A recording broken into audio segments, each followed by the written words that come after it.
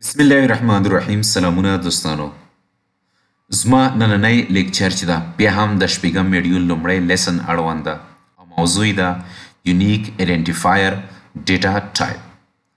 یونیک ایډنټیفایر ډیټا ټایپ چې ده دوستانو دا د اس کیو ایل سرور یو ډیټا ټایپ ده کوم چې اکثر د پرایمري کی پر ځای خلک ترې ګټه پورته کوي.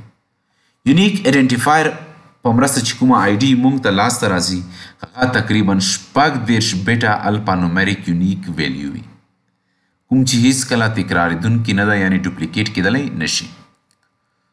یونیک ایډنټیفایر ته 14 بایټه باینري ویلیو هم ویل کیږي.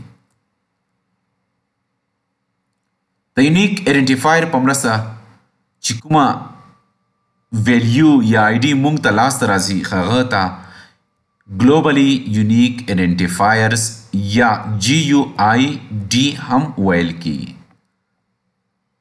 دغه ساینټیکس دوستانو دیتا ورته ده تقریبا د 14 بیټا ده.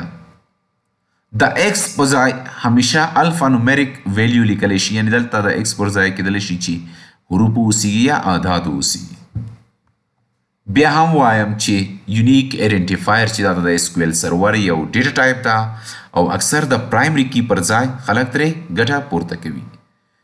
جی یو آی ډي کوم چې د یونیک ایډنټیفایر په مرسته موږ ته لاسته راځي هغه چې دا په ټیبلونو کې ډیټابیسونو کې او سرورونو کې چې دا یونیک ده یعنې هیڅکله تکراریدونکي نه ده او نه تکراریدی شي.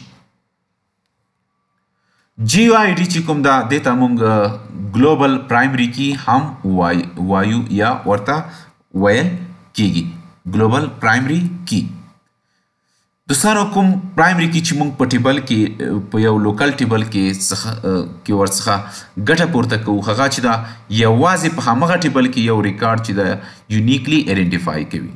خو جی یو آی ډي چې دا چې کوم ټیبل کې یو آی ډي چې کومه لاسته موږ ته راځي د جی آی ډي په شکل کې هغه چې دا نه یوازې په همغه ټیبل کې بلکې په نورو ټیبلونو کې او ډیټابیسونو کې او سرورونو کې هم نه تکراریدونکي ده او تکراریدی نشي. نو په همدې خاطر ورته جی آی ډي ته ګلوبل پرایمري کی هم ویل کیږي.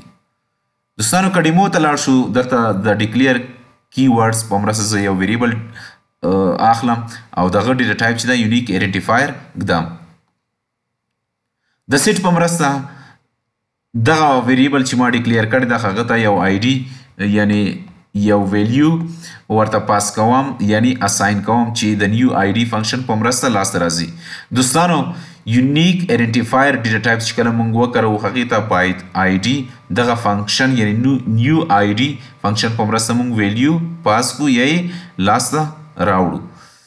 هغې څخه وروسته زه د سلیکټ په مرسته دغه ویریبل کې چې کومه ویلیو پرته ده هغه زه غوره کوم یا انتخابوم. که چیرته زه دغه کوډ چې دا اکزیکیوټ کوم ستاسو به وینئ چې زما ته کوم کوډ لاسته راځي هغه دغه سینټیکس ته بالکل ورته ده او د ایکس پر ځای همیشه حروف یا اعداد لیکل شوي وي یا به لیکل کیږي به. دوستانو دغه اوس موږ د نن ورځې لیکچر موضوع تر بل لیکچر پورې مو په لوی چیغه سپارم. الله مو مل شه.